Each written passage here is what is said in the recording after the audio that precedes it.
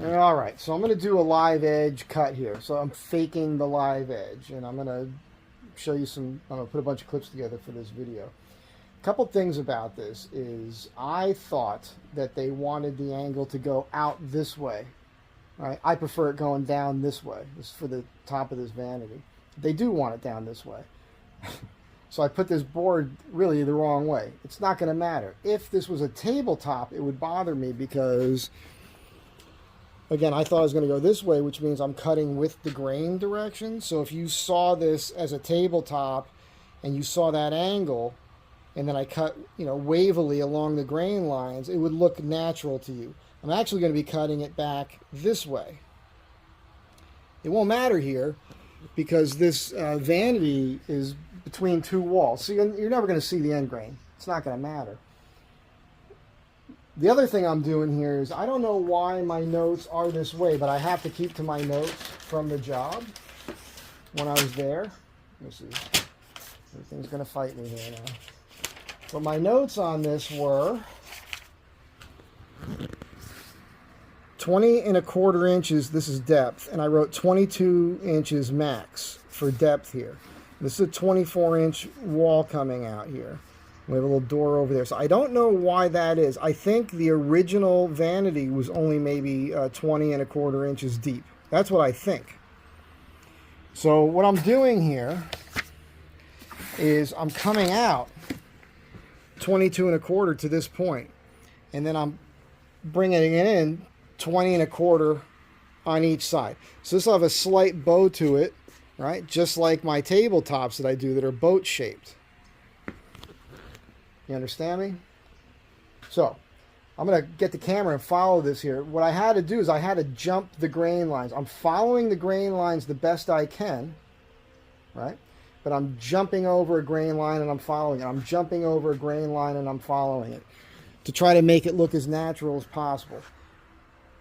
Right now I did it with pencil, but I'm going to outline this in a moment with a Sharpie so that I can see it. See right here, I jumped that grain line. I went up to the next one.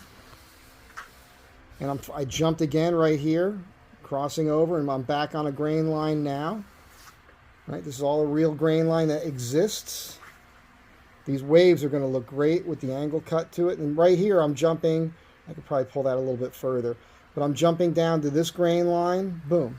And I'm following this grain line. And then over here, I'm jumping back down to the lower grain line. And I'm following this. And I jumped from this grain line real quick up to this one. Again, that's 20 1/4 to the back corner. And really, there's going to be 3/4 inch of material sitting on top of this. So the top here is only going to be like, 20 and a, what am I saying? 20 1/4. So 20, 19 1/2 inches, really, the depth from here back. Then, as we've said before, as I've explained, here's a kind of a sketch. So there's a center cabinet, and then 2 sliding doors on each side, and you slide them over, and it reveals this. And so the basin for this sink's going to be right here. Excuse me, the sink itself is going to sit up on top of here. And the piping is coming out like right here somewhere, and you're probably going to put the fixtures in the 2 back corners. Leave this center open in case both people want to use the sinks at the same time. So let me draw this out. I'll set up the jigsaw and we'll cut this. I'll do all this for you right here on this video. Now I know some people are going to say, well, you're using a Sharpie, that ink is going to sink deep into the wood grain and all that. It's not going to matter because I'm going to be doing so much sanding on this. And the reason I want to use the Sharpie should be pretty obvious to you because I can see it.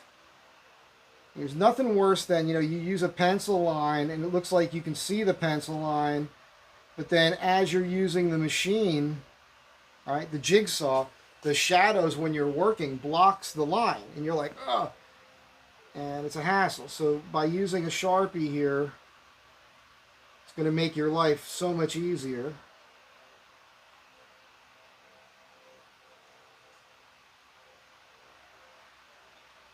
this gets us into this, you know, we're creating art here, okay?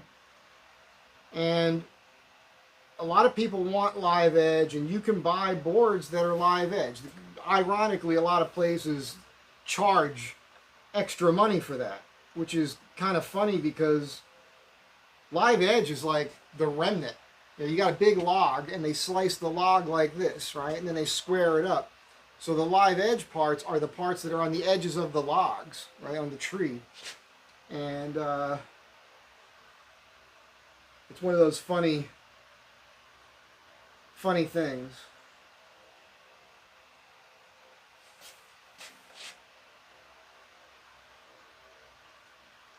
When I cut the small shelf yesterday, came out perfect, so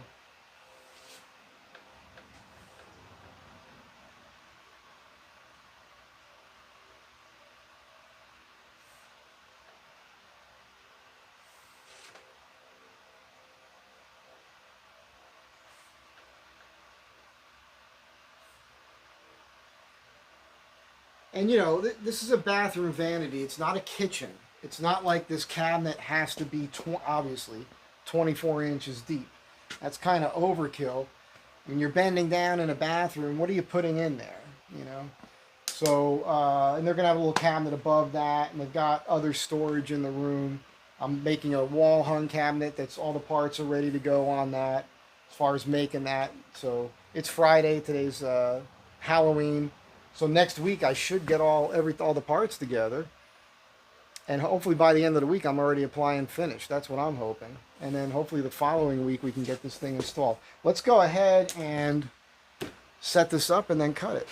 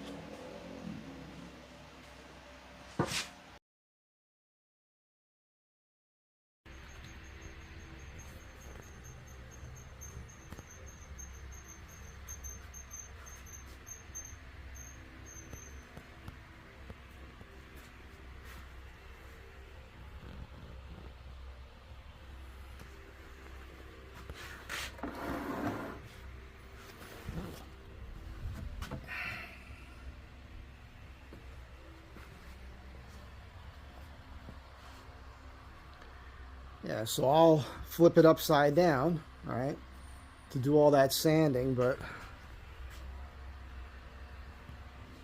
so massaging this is the next step, obviously. We'll get a lot of that burn out of there. So it's going to be a lot of file work and sanding.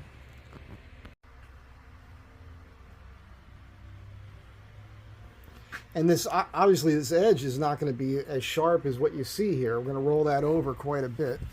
See if we can lay this down without dropping it. With one hand here.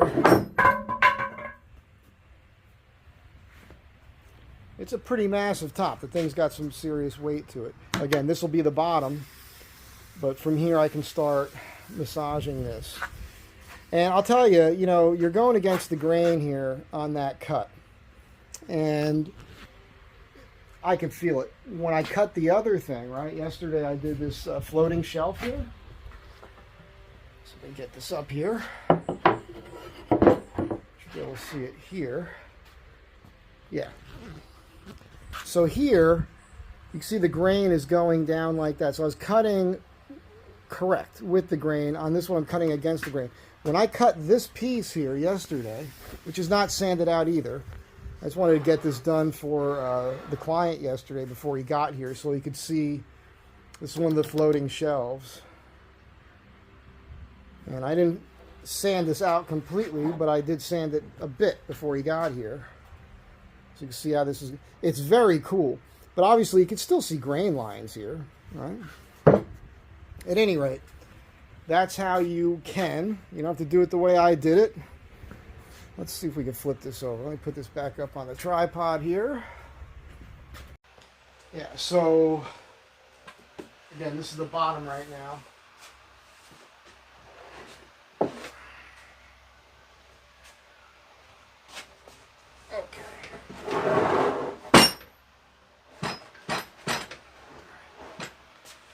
This is going to be very cool. I'm excited about this. I don't know what else to tell you, but for now I think we're good. I didn't measure this. This is interesting. Let's see how close we are. 5/8. Oh man. Well, keep in mind there's going to be 3/4 of an inch on top of this too. We're at 5 5/8 to that butterfly, and we're 5 1/2 here. So we're an 1/8 inch proud. So we'll be a little shorter here, the distance from the edge of that butterfly to the wall. Now that's something that a guy better than me would have thought of first. It would have been really cool to have the dimension from here to here and from here to the wall exactly the same. Nobody else would notice that but me, and that's me beating myself up for no reason. So, pretty cool, man. It looks very good. I can see where I jumped the line, you know, like I pointed out to you guys. But once this is all sanded out, rounded over up here, I think it's going to be right. And again, this is just a way that you can make your own live edge, right? Instead of having to source it. Because sourcing this stuff sometimes, man, is it's almost impossible. And like I was saying, they want to charge a premium for the live edge stuff. You can make it yourself. I just showed you how. I did use the Festool. I happen to have a cordless Makita that I think would have done the same job. But I suspect, I could be wrong, that this has more power because it's plugged in. I don't use this tool very often. I bought this thing probably close to 20 years ago. I was so excited to buy it. Back then I didn't have a cordless jigsaw. I had a Bosch plug-in and I wanted to upgrade. And so I got this thing, and I was so excited to get it. And I probably use this Festool jigsaw about once every 4 years because I have the other one.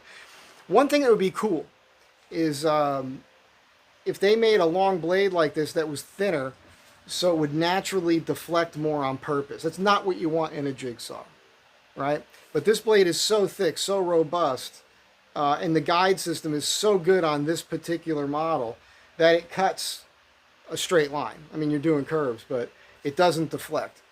And I should have experimented with that. Maybe I'll experiment with the Makita cordless when I do the other two floating shelves with this blade, because I know the guide system isn't as robust on here on that one. And maybe it'll deflect more, and if it does, obviously I'll let you guys know. That might be a smarter way to go for a more natural, nuanced, live edge look. That's it. Hope you guys enjoyed this. Be kind to one another. Nicer than I seem to be, you know. I'm full of ironies. My favorite word, you know. Anyhow, that's it. Be kind to one another. I'll catch you guys in the next one. I hope you're enjoying these short little woodworking videos.